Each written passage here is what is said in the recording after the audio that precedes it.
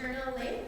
And CAConrad, Miguel, and Phillip are going to present, then we're going to have time for questions. So they'll just come up and present in that order, and then we'll get to talk. So please join me in welcoming CAConrad, and Phillip.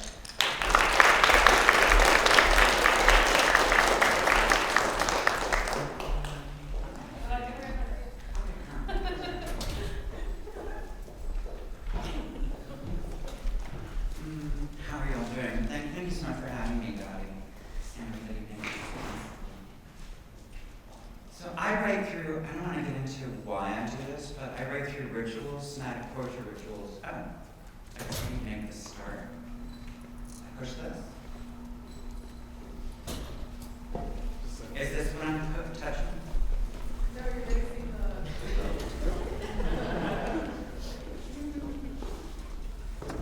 you're raising the shade. Oh, did I raise the shade? Oh, now I raised the shade. Okay, then I push it there. Okay, thank you. Okay, well, I'll very, very briefly explain the rituals. I started writing in 1975, and I grew up in a factory town in rural Pennsylvania.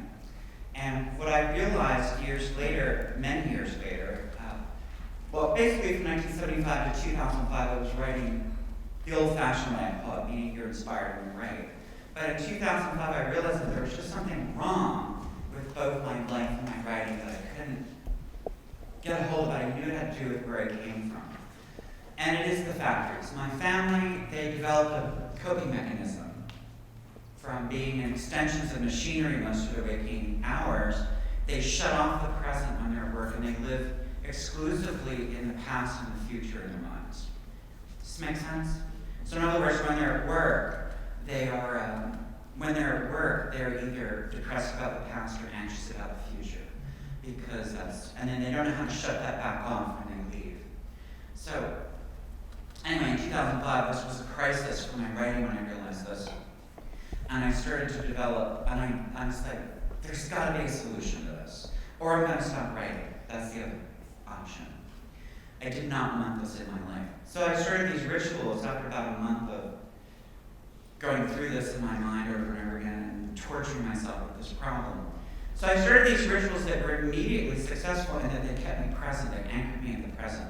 That was the main goal. They wanted to be other things, but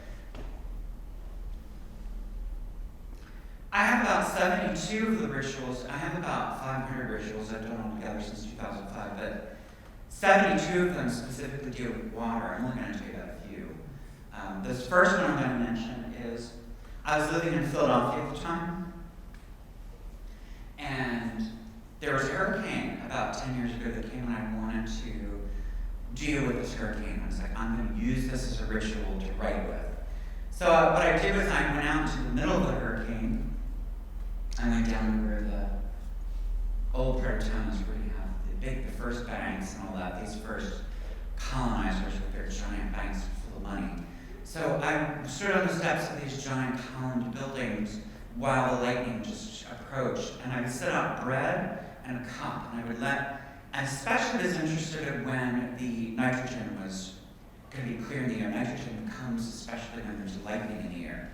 So there was a lot of lightning at one point, and I could feel, you could smell the difference in the air. It's one of my favorite rituals I think I've ever done, being in the middle of a storm.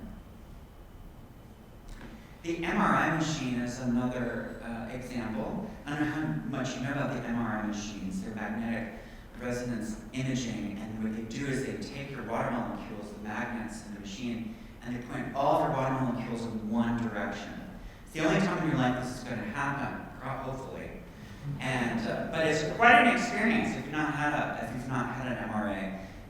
You feel it for hours afterwards. At least I did. So I did a whole ritual connected to the MRI machine, thinking about my water molecules being directed in one position for the camera.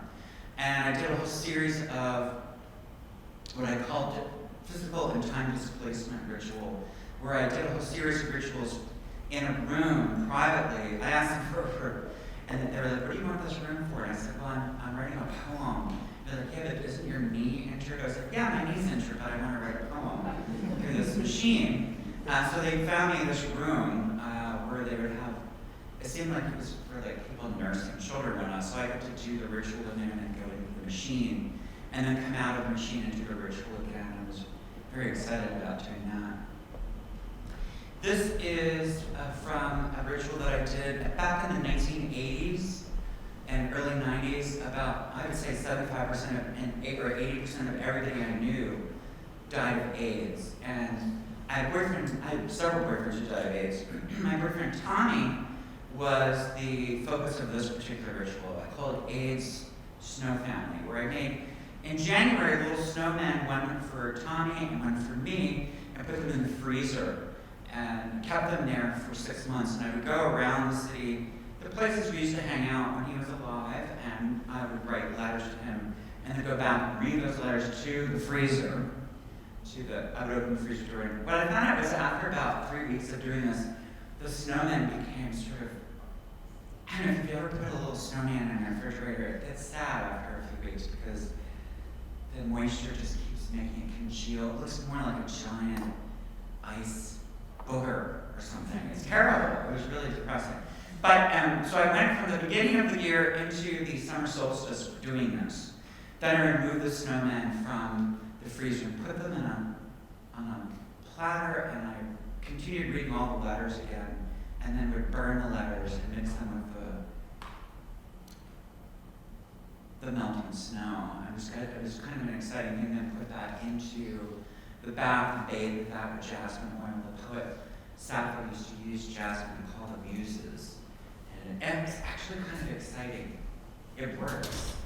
But the first time I did it was horrifying because I don't know what I was thinking. I thought, I'm gonna be like Sappho and attract the muses. So I bought 2 boxes of jasmine tea, and I thought I was gonna have a heart attack from all the caffeine in that. Don't do that.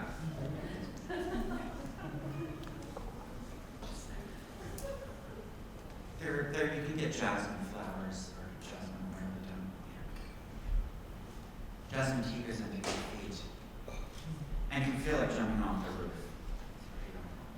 I was down in North Carolina during the HB2 law. I don't know if you're familiar with that. All queer people always know what HB2 law is. It's an anti-trans, anti-queer law.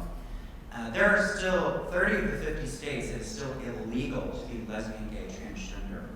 30 of the 50 states, you can be fired or evicted for being lesbian, gay, or transgender. It remains that number to this day. I had a boyfriend who was murdered. I almost was talking about this ritual as well because it had a lot of water in this ritual. I had a boyfriend who was murdered in Tennessee. We met in ACT UP demonstrations, and then we were also part of an environmental activist group. But after his murder, I did a whole ritual to cure myself of non-involved water. That ritual for him led me to this other ritual with the bubbles. While I was down in North Carolina, especially before Trump was elected, I was always the oldest person out on the street. Well, my other friend that was with me, she and I were the oldest people when she was there. But then after Trump was elected, all of a sudden everybody woke up. Like, oh my God, there are problems. Like, there have been problems, very, very big problems for a long time. It's not just now. But anyway, I got tired of being on the streets screaming. It was easier when I was a teenager doing it, and during ACT UP times. But, I'm in my mid-50s now, and I was like, okay, let me turn this into something else. A conversation. And one of the things, I did 3 different rituals. This is the one that involves bubbles, water, where I deliberately positioned myself. This is in Asheville, North Carolina, by the way, this ritual I did.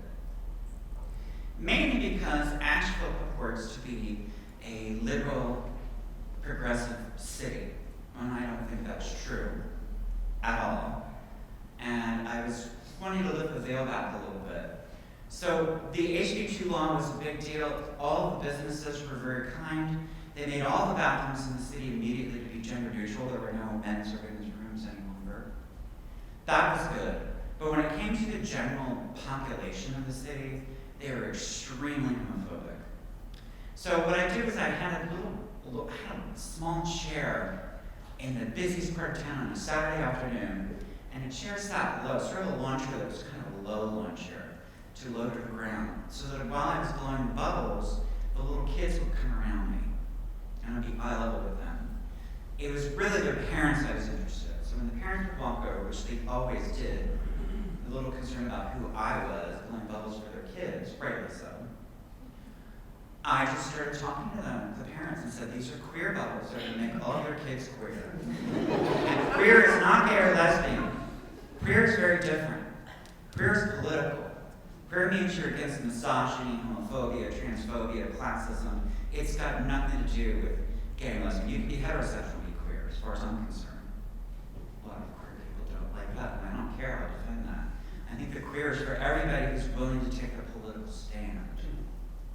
So, as you can imagine, many of these parents, well, a few of the parents, let me mention them first, these sort of hippie, Asheville, the people who are now leaving because they can't afford to live there anymore with all these gentrifiers moving in. They were like, oh, we don't care, we'll love our kids no matter what. That's nice.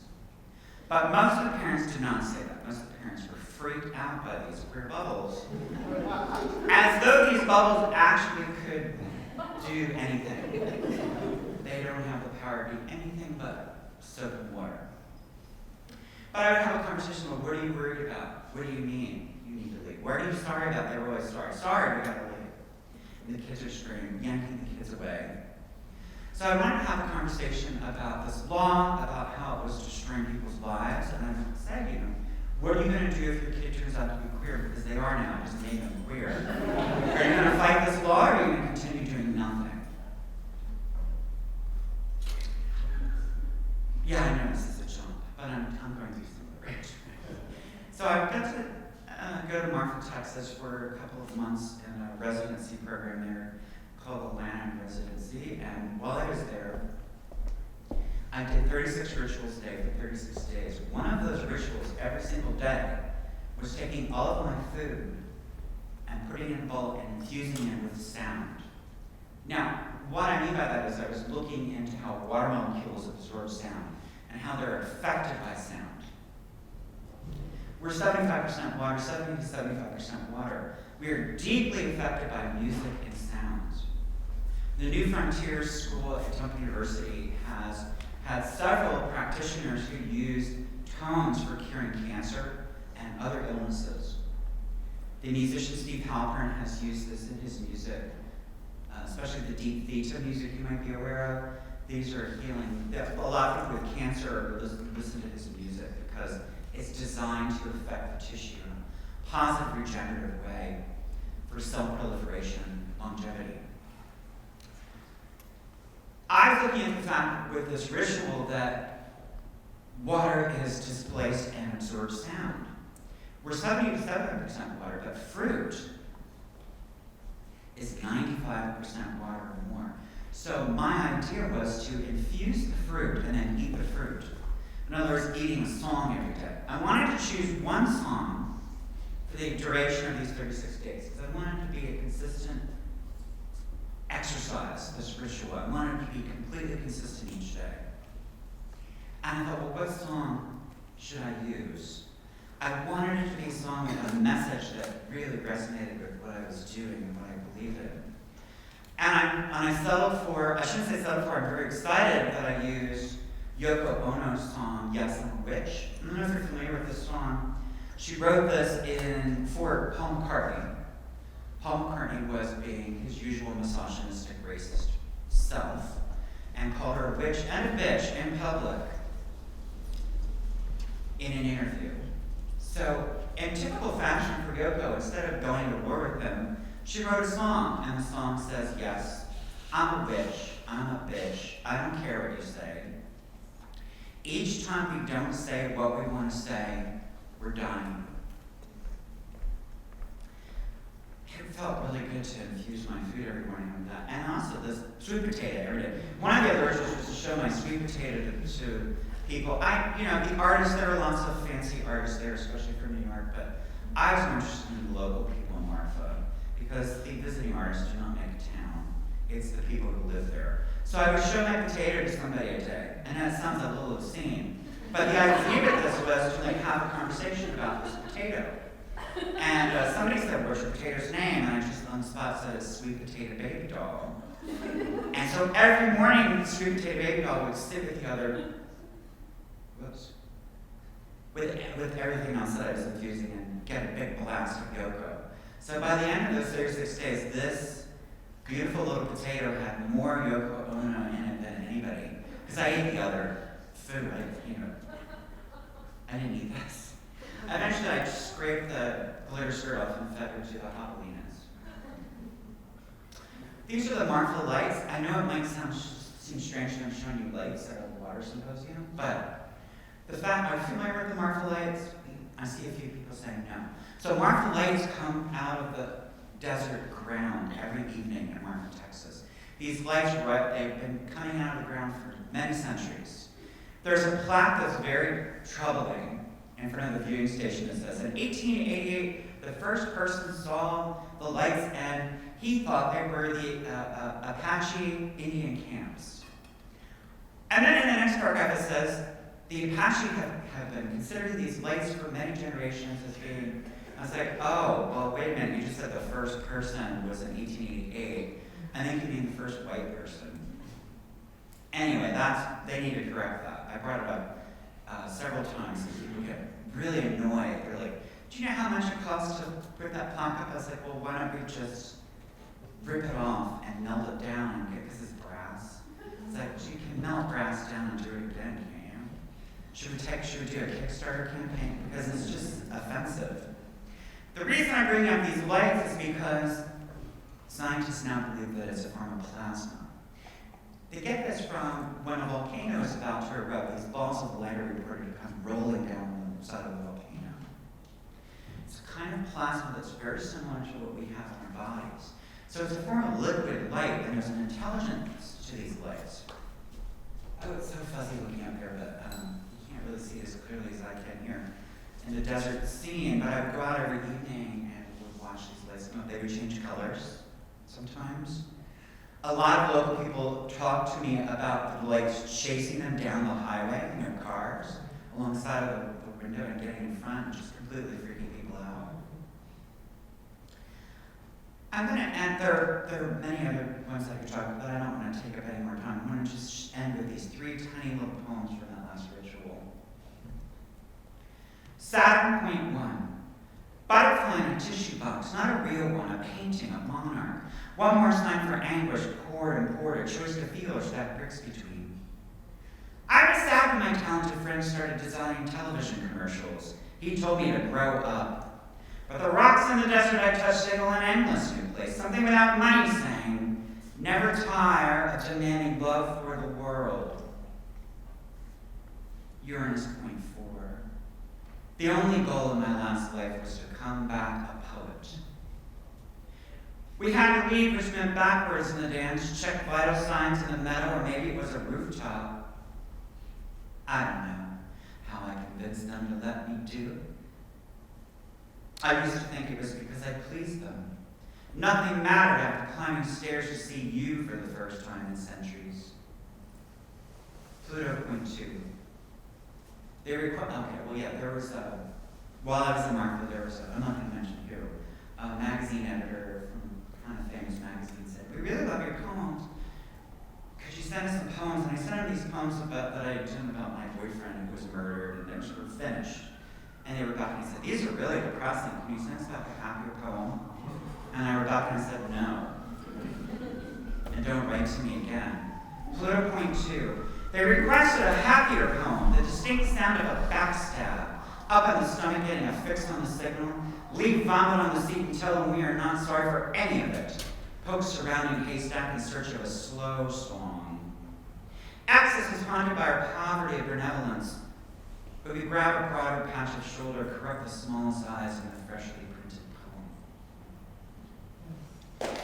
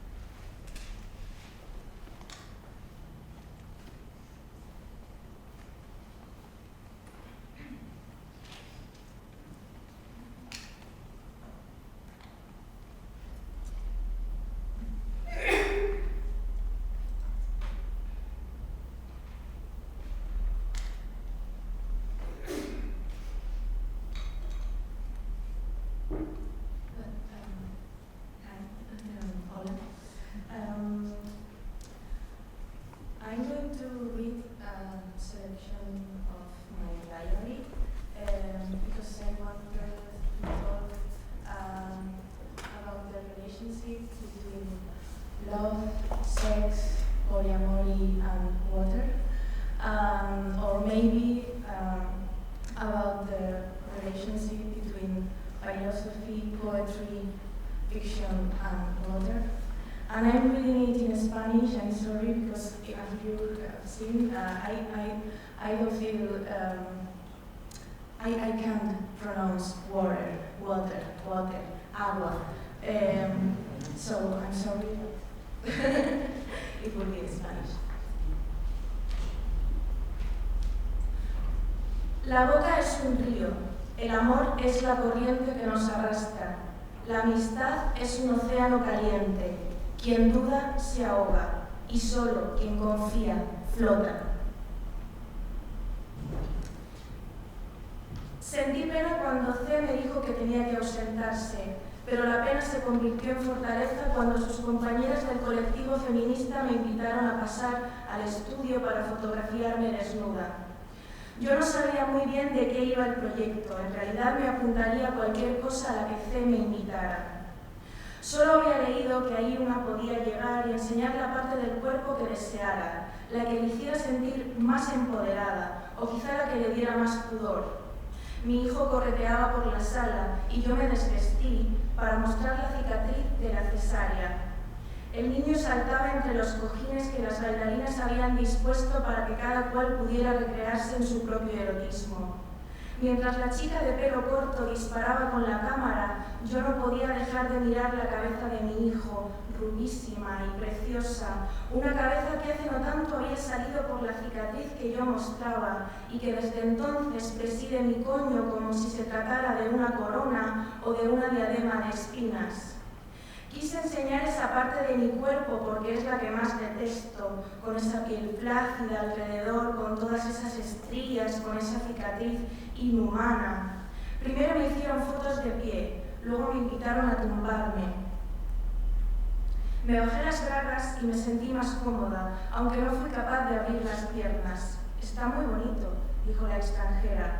Miré hacia abajo, hacia esa tripa de mujer que no supo dar a luz, y recordé los besos que le dio a mi vientre la primera vez que me desnudé en su casa. La cicatriz desapareció en ese instante. La piel cortada, flácida, fue muy hermosa de pronto. Un gesto tan diminuto, esos besos acuosos, me liberaron de algo que yo no sabía por qué dolía tanto. Mientras la chica de pelo corto seguía disparando, mientras mi hijo hacía juegos de sombras con los focos, tuve ganas de que me viera allí tumbada, tan tímida y tan libre. Me acordé entonces de una frase de la correspondencia de Henry Miller que había leído apenas unas horas antes. Oh, es hermoso amar y ser libre al mismo tiempo. ¿Amo? Sí. ¿Soy libre? Creo que sí.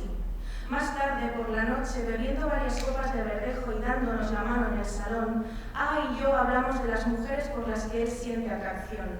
A tiene la teoría de que cierta tensión sexual entre dos personas es un impedimento para poder avanzar en esa relación. Dice que si esas dos personas follan, el mundo podría seguir su curso. Si pienso en él, podría decir que A tiene razón. Ella misma me reconoció que tal vez devorarnos era la única manera de reiniciar una amistad sobre la que siempre había sobrevolado ese tabú. En ese caso, la teoría de mi compañero sería cierta, pues ahora los dos charlamos a diario, sin dobles sentidos, muy atentas y muy preocupadas la una por la otra y sin la presión de seguir acostándonos juntas. La idea de A, sin embargo, no tiene sentido cuando pienso en las ganas que tengo de volver a acostarme con Ernesto. En este caso, la tensión sexual no se ha aplacado, sino que fluye. Siempre digo que él es un río. Aunque teniendo en cuenta que su signo es Libra, tal vez debería hablar de una corriente de aire. Consulto webs de astrología en las que señalan que el 22 de octubre es un día polémico. Hay incluso un intenso debate sobre si pertenece al terreno de los Libra o al de los Escorpio. Me gustaría pensar que en realidad no es ni agua ni aire, sino las dos cosas a la vez. Una nebulosa de vapor cuando está serio, pensativo, en su mundo y en sus ideas. o una bocanada de aire en una tarde de lluvia, el azote de las gotas que rompen el paraguas y que te empapan, cosa que ocurre solo cuando está alegre, cuando su pecho está lleno de risa, esa risa que sirve para el deleite de sus alumnos de filosofía, pero que a mí, una simple madre, amante, poeta, me aporta calma.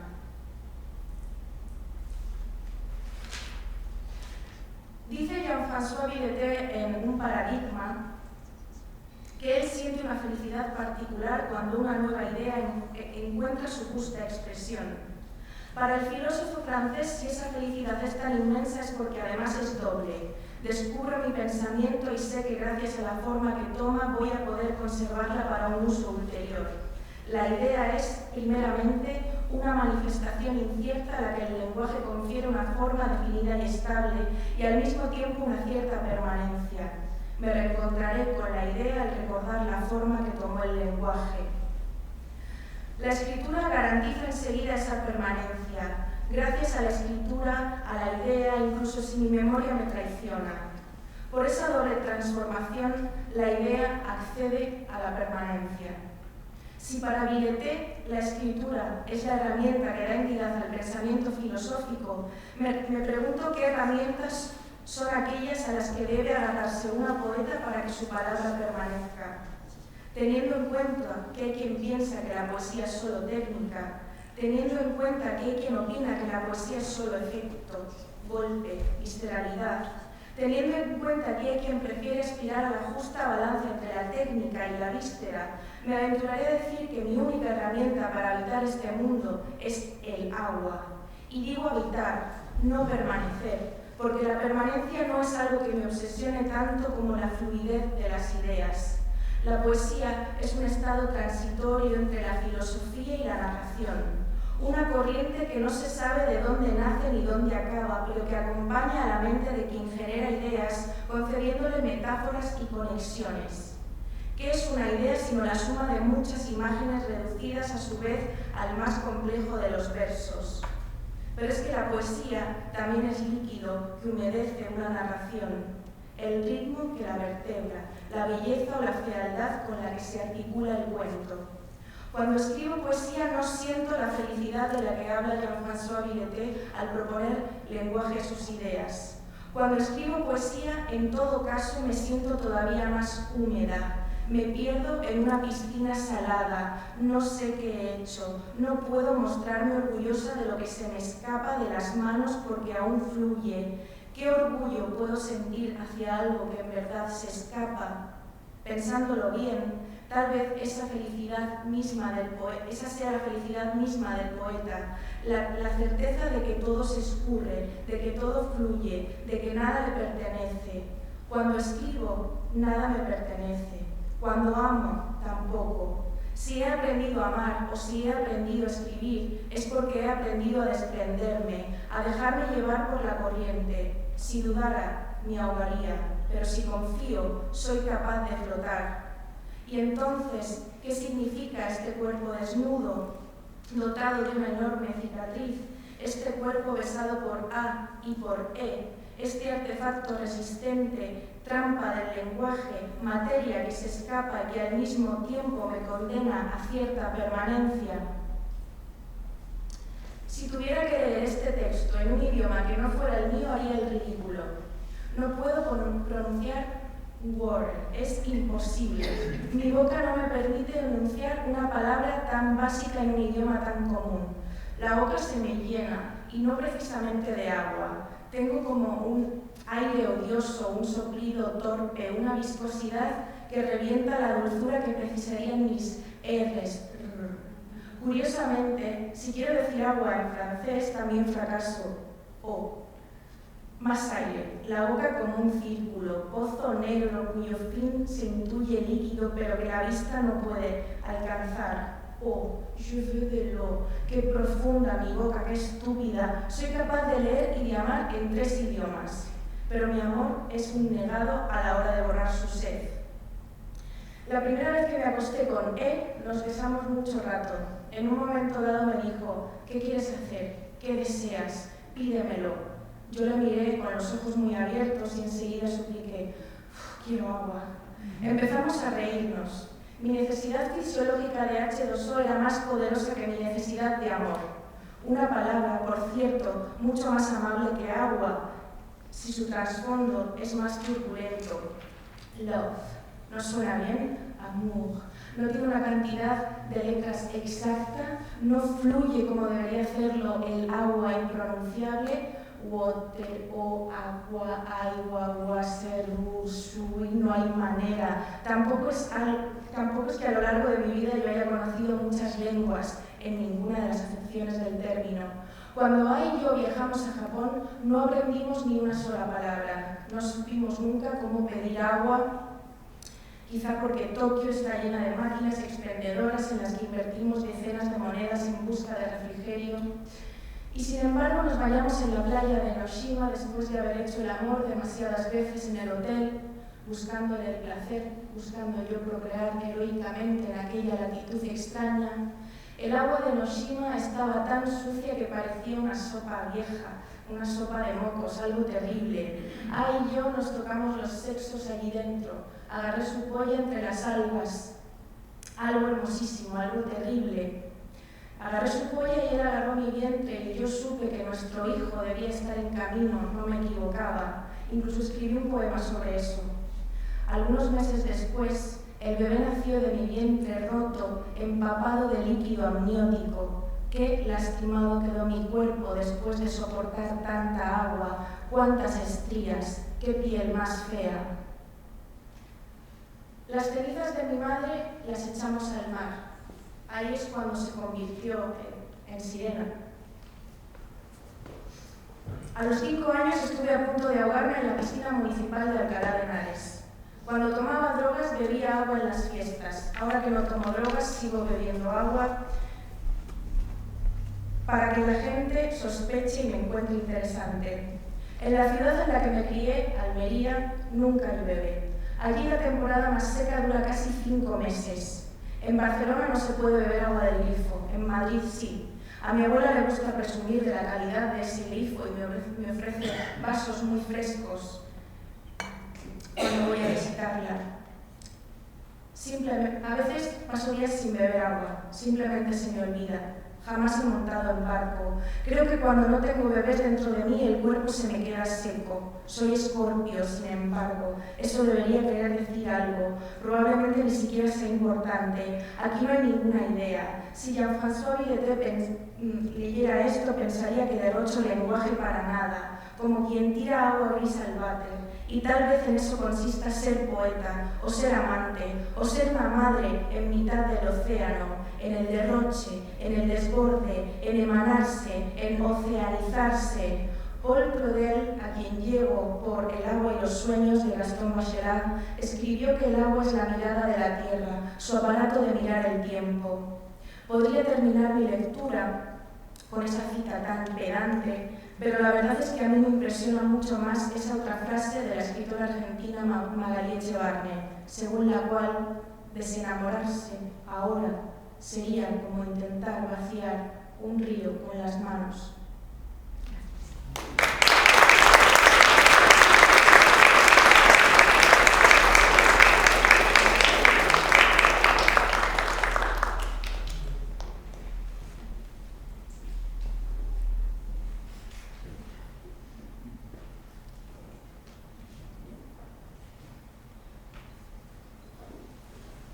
Hello.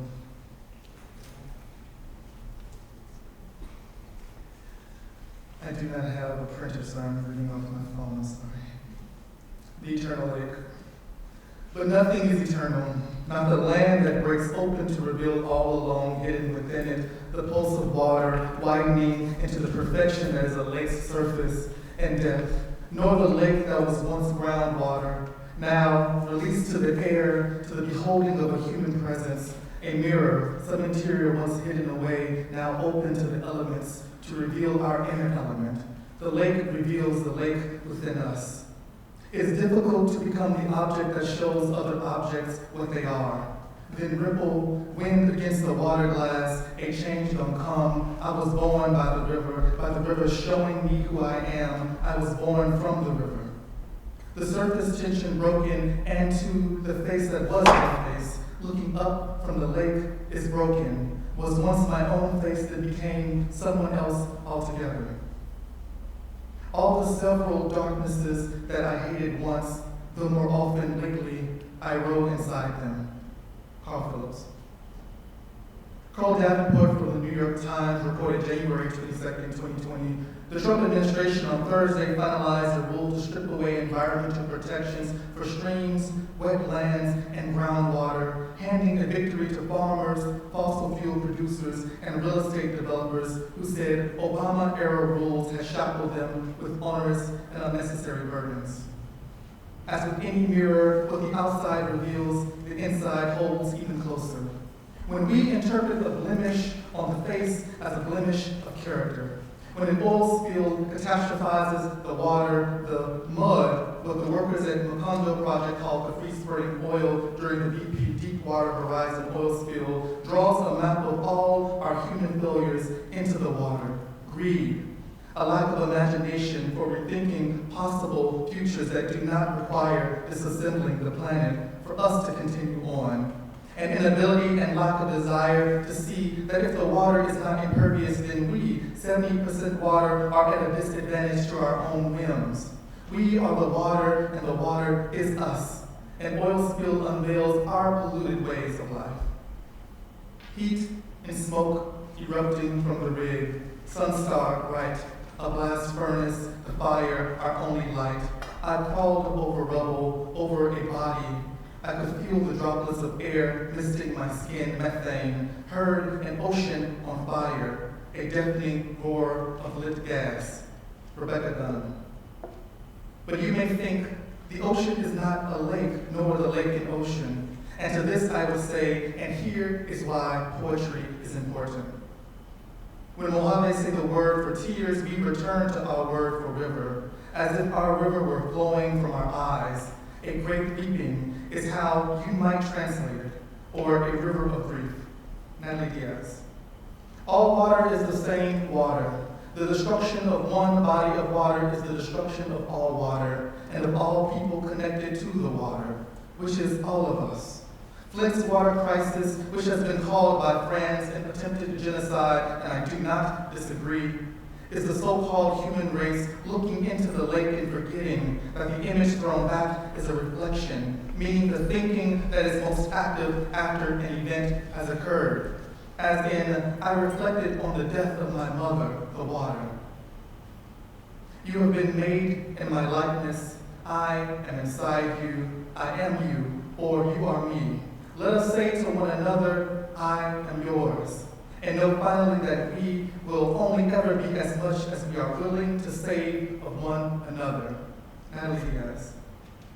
If the lake is indeed eternal, then what does its tainted eternity make manifest as its legacy, our legacy, thrown upon it in such a way that it being forced into destruction drives us to the precipice of our own end? If we desire the water to end, does that mean we desire our own end? The wind that comes to disturb the water when we look into a body of water distorts our faces into a bevy of concentric circles that try but cannot devour our faces, only change us in the moment.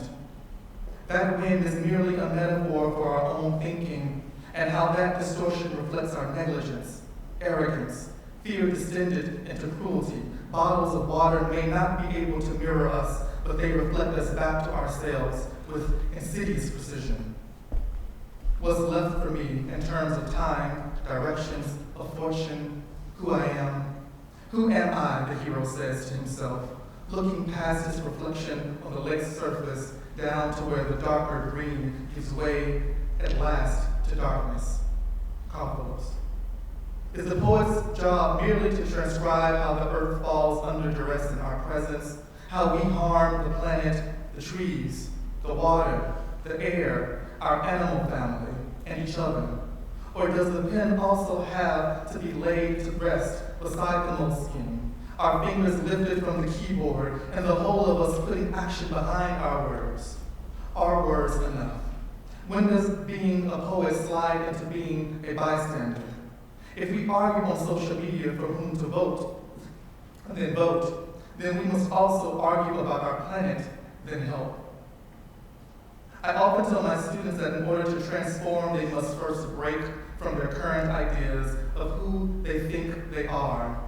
In order to transform, you must first be willing to be changed. In order to change, you must become malleable or be willing to snap, to break in the wake of your resistance.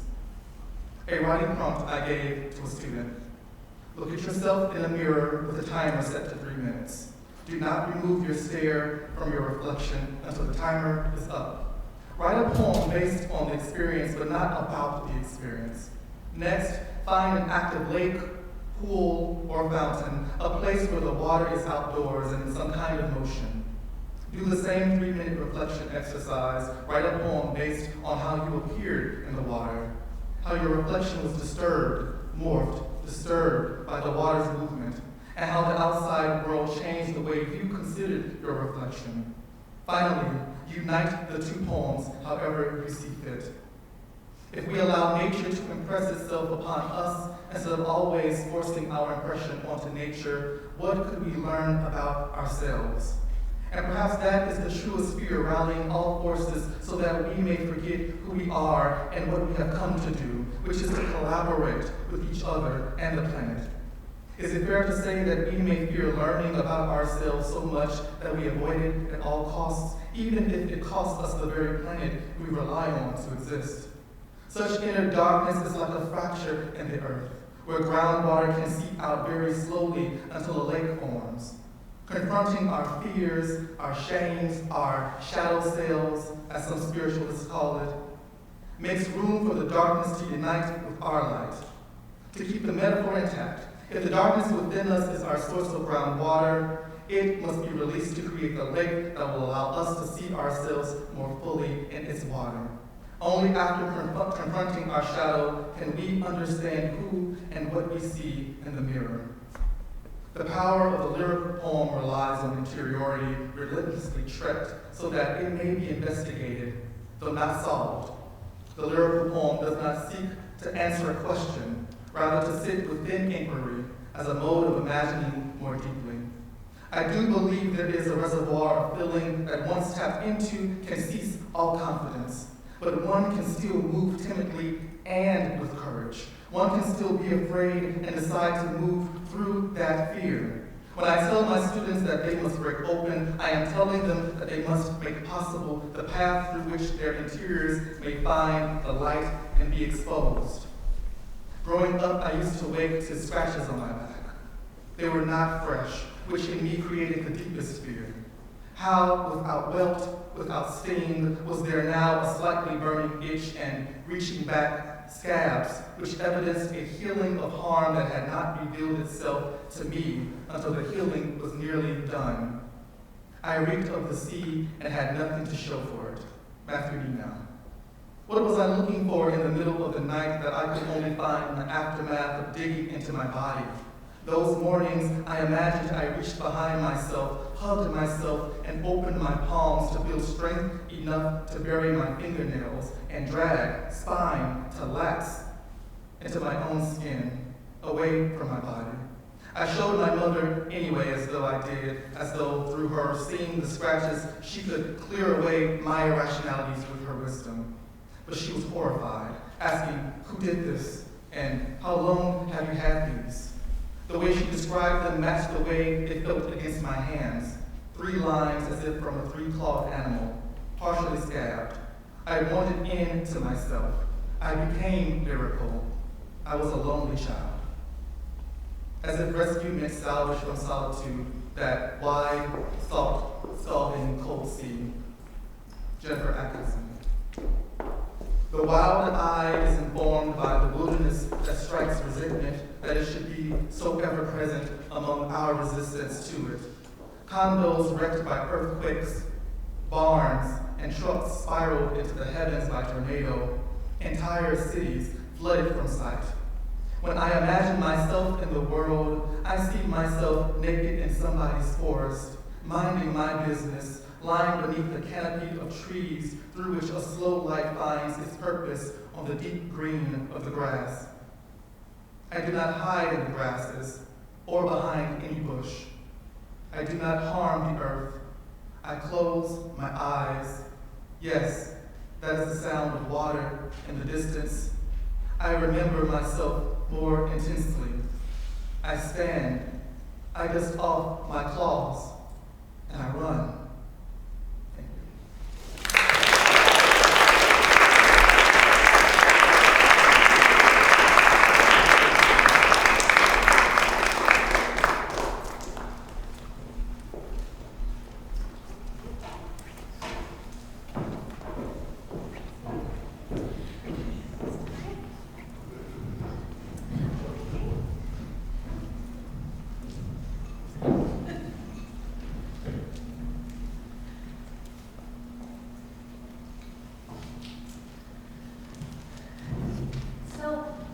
Thank you three for such exquisite presentations. I don't know if that's what we're calling it. What should we call it?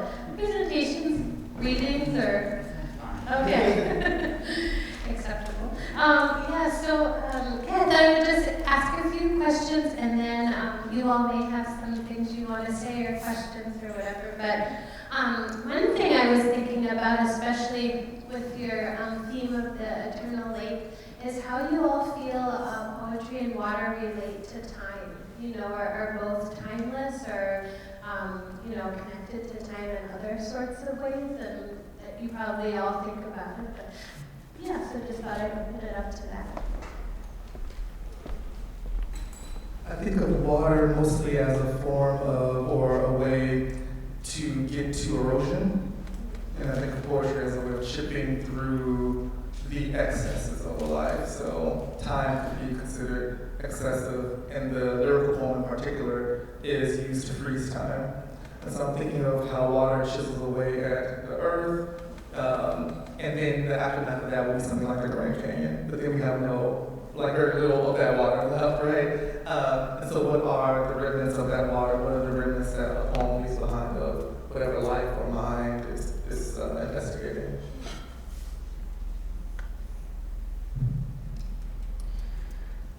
Yeah, I think as poetry, word is dangerous. In my reading, I have been really optimistic about the idea of water and sex and relations, human relations. But I was also thinking about the ocean, about the darkness. In Europe now, we are not letting people to come to our coast in the Mediterranean Sea. In Greece last week, the extremists were pushing people to the sea to let them die. So maybe water has these beautiful things, but also it shows the worst behavior of the human beings too, and I wanted to make this mix between the beautiful things of the water and the dark things of the water, that is the dark things of the human being.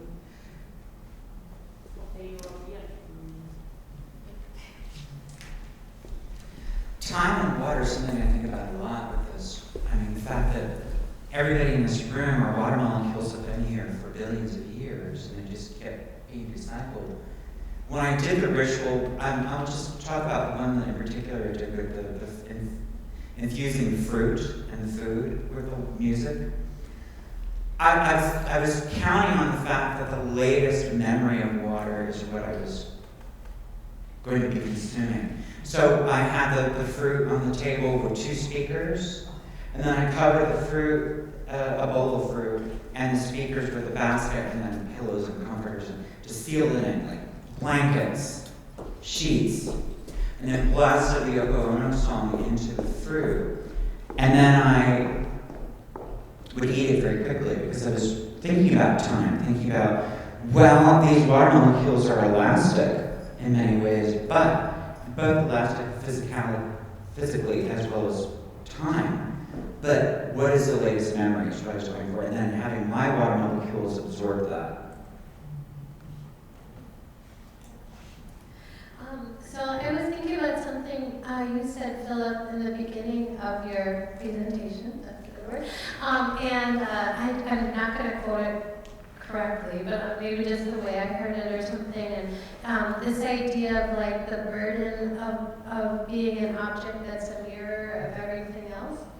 And so it got me thinking about, poetry and water as that potential thing. I mean, when I think of a lake, I do think of a kind of still surface. Maybe I just haven't been around a lot of lakes, but, that there's something that's like a mirror aspect of it. And so just thinking about, some of the imagery in your, piece and thinking about, the lover and the C-section scar and the lights and Martha as like potential, mirrors and that sort of thing, and how being a kind of water mirror can be a sort of burden. So just wondering if you think there's a kind of burden to be a poet or something that is similar to being like a still body of water where a poet, collects information or language or emotions or whatever you want to say and sort of has to reflect it back, and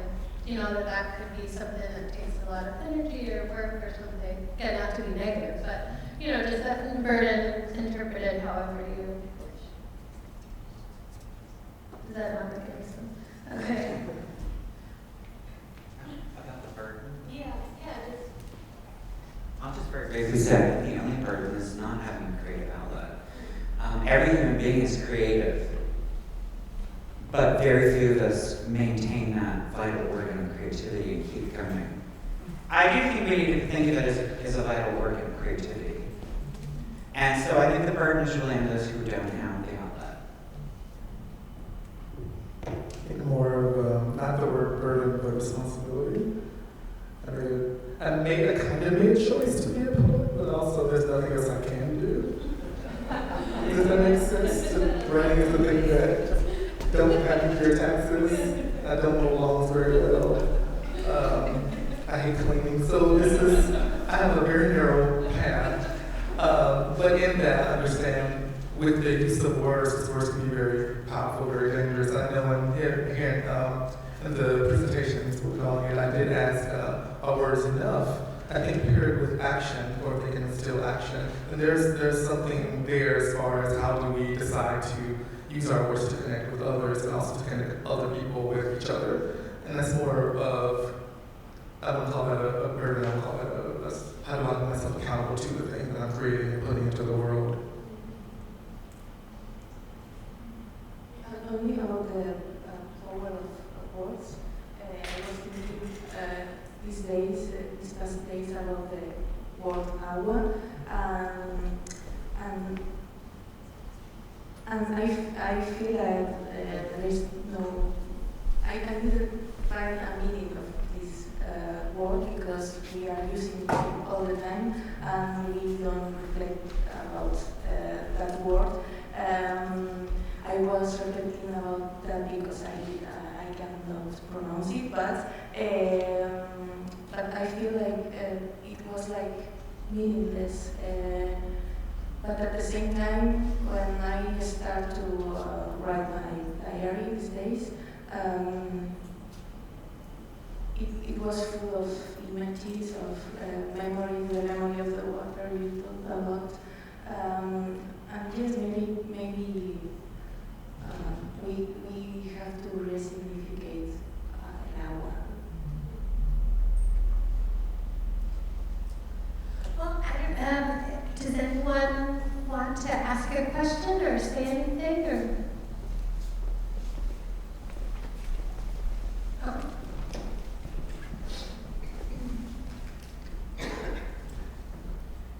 Hi, I'm put to sleep, so I'm not going to stand up right away. So, like I was noticing in CA's piece, the discussion of like the bubbles, the queer bubbles, and then in Luna's piece, the talking about the C-section and throwing her mother's ashes into the sea. And I was just wondering what it is about water that makes talking about silenced subjects and personal relationships easier, I guess, or as a good conduit to talk about those silenced moments and relationships.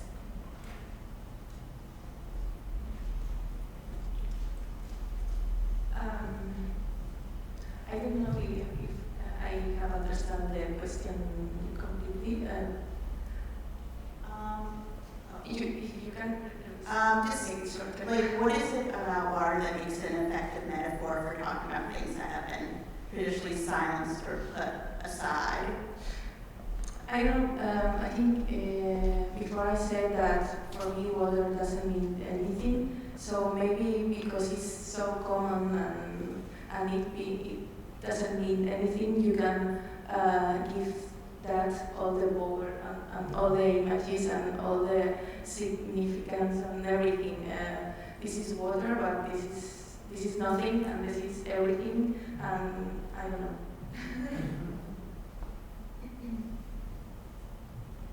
Well, I think that by its nature it's easy. Water always looks for the easiest route, unless you freeze it, and then it has no choice. Or unless you burn it and it evaporates. But even then, I think only in its frozen state is it still. But yeah, we find out, oddly enough, that even in freezing, there's still movement. Also, thinking about like what you do to water. Are you all familiar with Emoto? He did these studies where he would take a clear glass container and put words on the glass container, like beautiful, gorgeous, happiness, and then he would freeze the water, and they would be the most perfect, beautiful, geometric shapes. Then in another container, he would write the words ugly, violence, words like that, creep. And the water molecules would break up and they would be deformed when they would be frozen. So I think it's fascinating to find out that there's memory and that there's a listening, there's an intelligence to water that we're starting to, I would say, figure out. But I don't think that that's true. I feel like our ancestors had a better relationship to it than we do.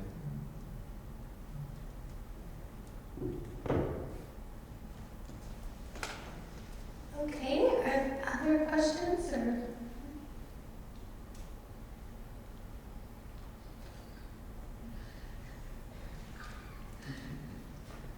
Is there anything? Oh, yes. It's more of a comment, but because you were all kind of very evocative, and this question maybe coming from Luna, from what you had to say about water in different languages, water, agua, or, there's something almost like, So my question is if you would maybe, and also what you were saying about the consciousness of water having, to retain the vibration and meaning of whatever you were surrounding it or infusing. So my question is on, if you could comment on the kind of onomatopoeia, how do you feel about the sound of language and poetry and that relationship with water, which also seems very, very fluid in terms of, its creative meaning? Is that too vague a question? But it's really about that notion of how you feel about the sound of the language and its meaning in relation to water and the kind of, I think the word onomatopoeia having that as a basis for your thinking on that. I was raised near two lakes from Chicago. One was, if it had a name I didn't know, it was a small lake inside of a park, Garfield Park. Another is Lake Michigan, which is, to us, we thought that was the ocean. It could be a kind of island in the way that the lake inside of the park, it could only be timid. It's most violent would be with the world, like a small wind stirred, right? And just thinking about the sounds of those two different bodies of water that share the same name. They are different sizes, they are located, one is within a small urban working class neighborhood, the other mother is on the outskirts of probably one of the richest metropolitans in the United States. And me having to negotiate and navigate through not just those two different sounds of the lakes, but those two different places where they were located, the two different personalities of the people around. And so for me, the water aspect, as far as onomatopoeia, the sounds, and thinking also of the poems that I read, they were very soft sounding poems. They used a lot of S words as opposed to T, which I think might be more tectonic. No pun intended for the T sound. But also, where is the water located? So is it located in a place that is peaceful, even if it is full of rapids? For instance, the first time I experienced the Pacific Ocean was in San Francisco, and it was going crazy. It was flashing and flipping, but the environment was relatively peaceful. So how do I navigate through what my body's experiencing as far as a kind of relaxation versus what the water is projecting out, which is turbulence?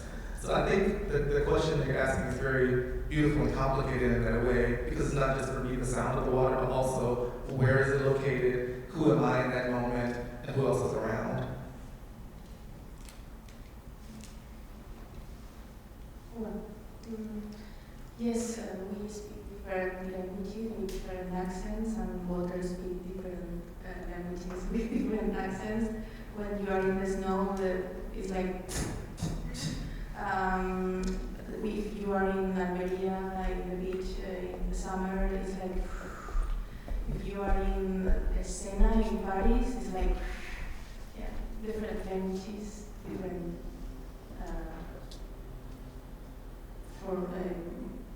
different languages and different accents for us and for the water too.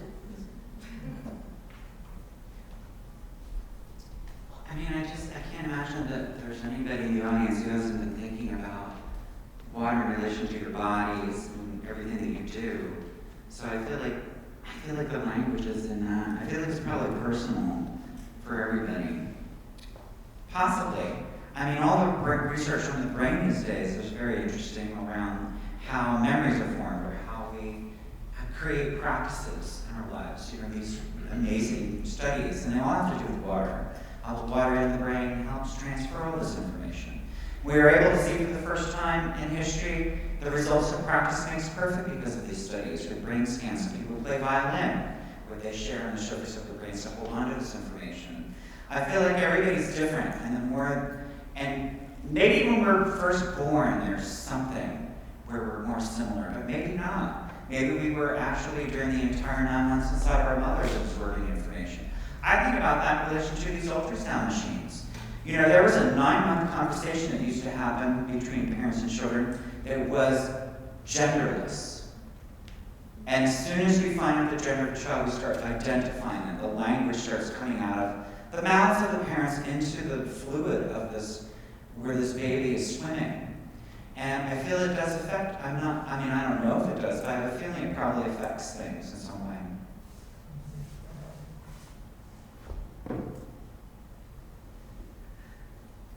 Other questions or things to say? Well, I was curious. I mean, this is another poetic question, possibly, but I know there's this idea of water as kind of shapeless, which of course is probably, maybe not true, but that it sort of takes the shape of the things, that contain it or whatever, like that container, or if there's a canal, the water will find its way into it to be part of it. And do you think that is also true for poetry? Do you think poetry finds places to, create language where there may be a space for it to form into, or do you think it does something different?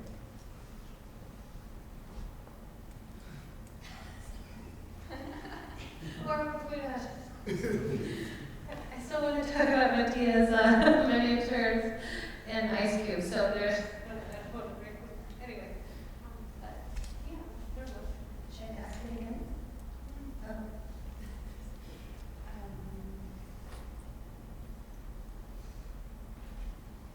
This is a very difficult question. Yeah, I think poetry, that art in general, can find different ways to appear. like water. Now I'm obsessed with the poetry in the memes. Memes? Memes, yeah. I think the greatest poets of the moment, are, at least in Spain, are memes makers. So yes. You know, I wasn't sure how to answer this. But the fact of the matter is, what I found out when doing these rituals is that the thing that's exciting for me about the somatic poetry rituals is that every adjustment that I make within a ritual, or a new added ingredient to a ritual, changes the way the language comes out of me, that I later mine for the poems. That's kind of exciting because the first one I ever did, I would only eat red food for a day and wore this red wig and around the city, and got a lot of nonverbal communication from people all day long. And that affected me. So I think it is the same in a way. I mean, I don't know, I'm talking more about making the poems more than anything. The most exciting thing was finding out that the rituals not only just anchor me in the present like I wanted, but there's no way I would have written any of those poems at any other time without doing the things I did to make them. So I guess the poems have to come through our lives in that way. Like, what are you doing? What did you eat for breakfast? Your poems are going to be affected by all of these things. I completely agree. If our lives are a kind of container for language, then they're inevitably going to change as we change. Which is why I suggest to my students to not be so afraid of having catastrophe in their life, of having some kind of pain or agony. I don't word it in that way, but there is a way that they are very afraid of suffering, or discomfort is the word. And also trying to write poems without having gone out and experienced anything. So the vessel's the same, and therefore the language can't really go any place because they haven't evolved. And so if this container is larger, then it can hold more water. We can get larger, become larger in many different ways. And I think if we're thinking about poetry as a kind of liquid, kind of fluid, then it expands with us. Yeah, it reminds me of something my poetry teacher, Dara Wire, told me like 20 years ago. She said, you know, your job is to sharpen your tools, because you can't control what's going to happen in your life, and that'll shape the poems, but when it happens, you have to have the tools to be ready for it. And so I love that, thinking about that relationship to water. You know, I always thought of them as like sharp tools, but it's interesting to think about if you're making boats or, you know, whatever you have, water metaphors. Yeah, so, oh yes, yeah. Hi, I keep thinking about the either spiritual or mythical religious symbols that we often attach to water, and how sometimes we use them as a framework for various things that we encounter in our lives. And so, Luna, you have that beautiful image of the ashes turning into the mermaids. And so I'm wondering for each of you if there are symbols or images that you particularly attach to water, and how you understand these images. What are they a metaphor for? If they are a metaphor at all, it may just be the literal thing. And so I just would love to hear more about that.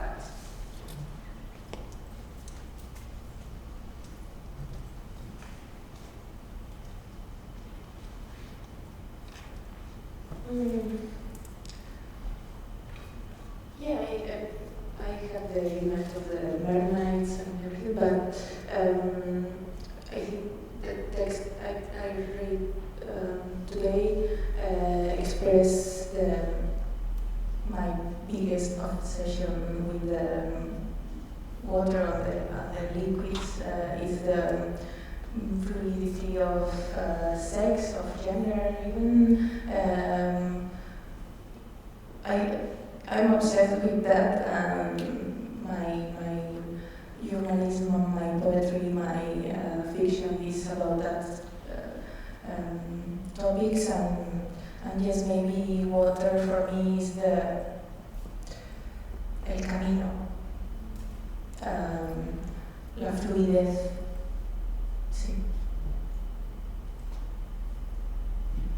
I wasn't going to talk about this ritual because I haven't done it yet, so I'm not planning. So, but it's called All Water is Holy.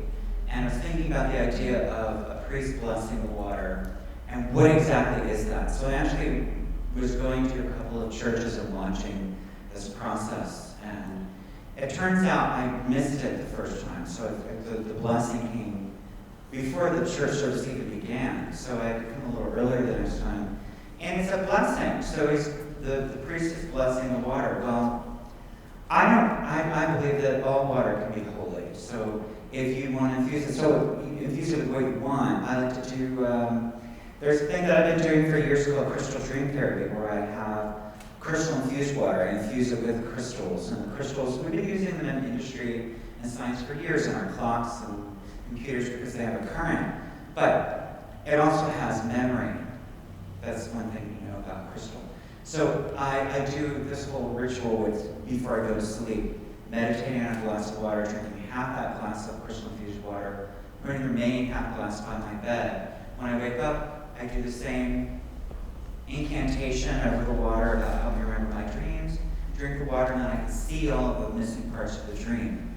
It's part of the ritual, this crystal dream therapy, but it's also water on a daily basis. So how you treat the water, like the Emoto's experiments with putting different words on the water and how it affects the outcome of those crystals when they're frozen. I feel like we can change it all the time if we want. I believe that the water that had broken molecules can come back again.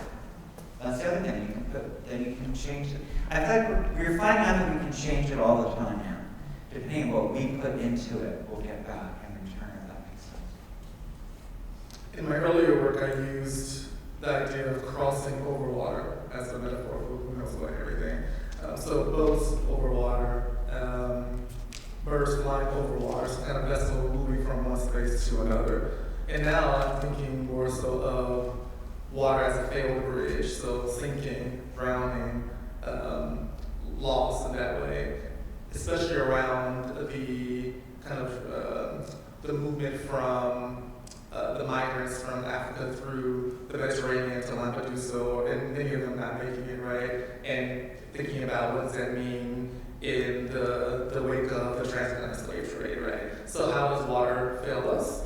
But then baptism also happens beneath the water. It occurs with the dipping beneath and then the coming back up. And so not thinking of the holiness of water as bridge, as Christ walking over, but also as submission, whether it be forced or someone saying, this is a choice that I made. Thinking also of Igbo's landing, when the Igbo people walked into the water because they'd rather drown than be slaves. So what does it mean to actually go beneath the surface of something that, in doing so, we know the risks are heightened? I'm going to explore that more.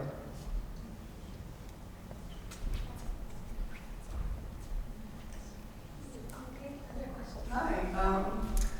I really liked all of your presentations. I was wondering, in terms of your writing process, if you might share, because it seems like intuition and the subconscious is really important in kind of a watery, creative, fluid way with writing poetry, but yet it's with words, which is air, and could involve like overthinking. And it seems like the rituals might really help with that, and like staying in the present and sort of making something come into the real world. But I guess just how you negotiate, the intuition of your writing process with maybe getting stuck in the words and like thinking too much.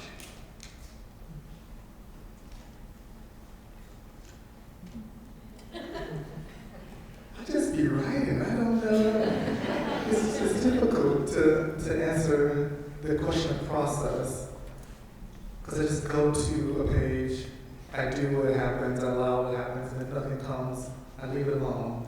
I might read it instead. So for me, creation is also passive. I spent 2 years not writing poems, and then I finally went back to doing it and finished the book in 2 weeks. because I was just processing. So I don't know. I think sometimes for me the idea of creating something, making it tangible is more of a distraction, as opposed to in this moment, how am I processing information? What am I experiencing? How does my body feel? Did I call my mother? All of those things are part of connecting the dots between mind and, okay, now I'm going to transmit something. But I have to ponder before I have anything to even transmit. So yeah, I think creation happens in silence and in sound or noise, maybe in chaos. In my case, it's different from poetry or journalism, but this is my diary, so I forced me to write every day since I started go to therapy. So I'm writing every day, and I try to be honest with my thoughts and my reading, the reflects of my readings and my obsessions, and it's a process. It's a very different process from the poetry, the act of writing poetry, but I'm loving it because I'm honest and I go to sleep. Well, one other thing, I didn't have problems writing. That wasn't why I started doing the rituals. I started doing the rituals because there was a problem with the way I was writing. I was unhappy with this idea about what it is that we're doing as writers. Like, why am I not as focused as some of the other people in my life? I started thinking about class, and some of the people who I was associating with, they came from upper middle class families. Their families were doctors or lawyers, and they didn't have the same sort of upbringing I did. When you're raised by factory workers, you absorb things you don't think about. And one of those things is how they cope on a daily basis, to be able to have these jobs being extensions of machinery. So I had to undo all that in a way, and I gave myself the present again. Maybe I never had it. I mean, that's another possibility. I believe that working class people lose the present very often because of the demands of their days as opposed to other people. So to be able to find the present was what I was really excited about.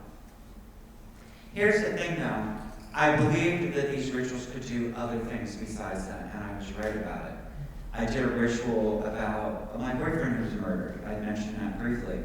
And the reason I did that ritual was to overcome the depression. And it worked, it was successful, and I've gone on to do other things with it, but I don't know how to answer your question except to say that, if anything, the rituals for me helped me relocate the world around me, the creative viability of the world around me. It's there all the time. The poet Alice Notley has this line, she says, "Poetry is so common, hardly anyone can find it."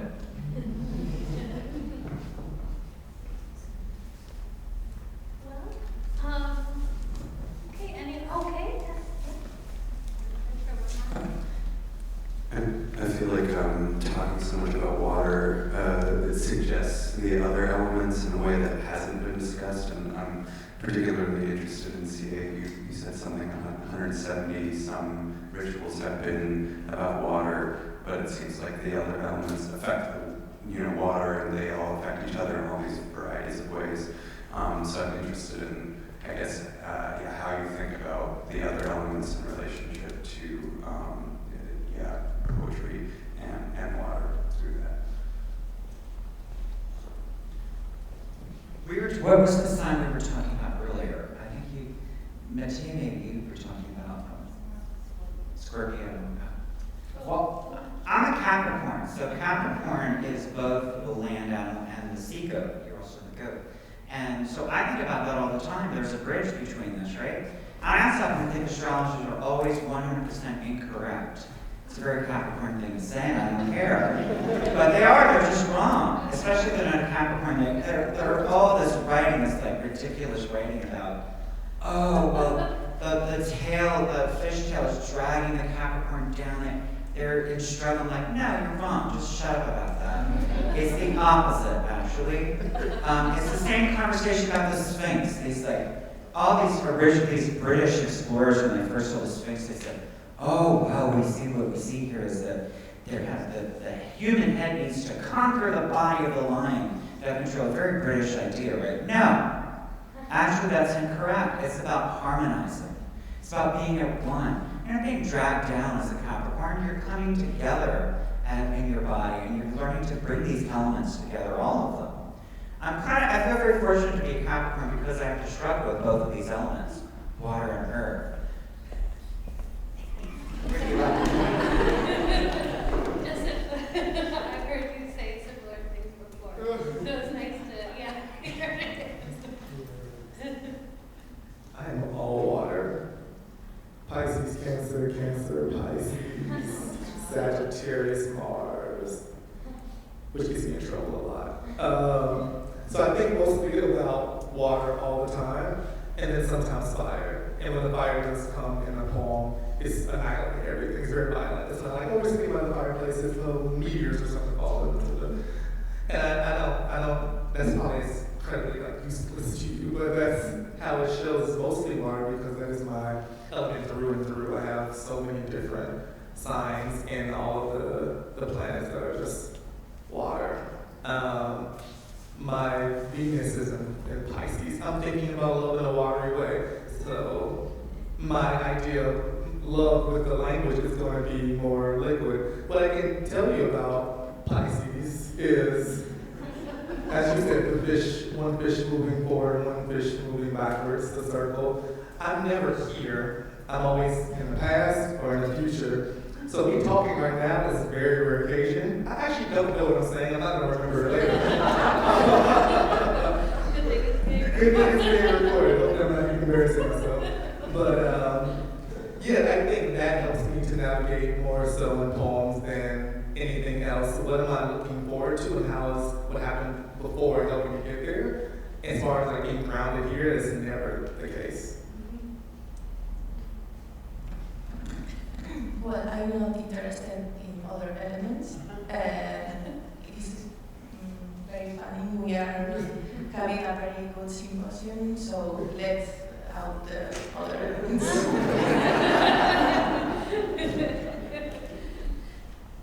Sounds great. I don't know if we have time for one more question, or is it 2:30? Oh, okay, well, maybe one more question? That seems like a good place to stop. Not being interested. Yes, this is the year of water, so we're just gonna do next year. Let's hope next year isn't the year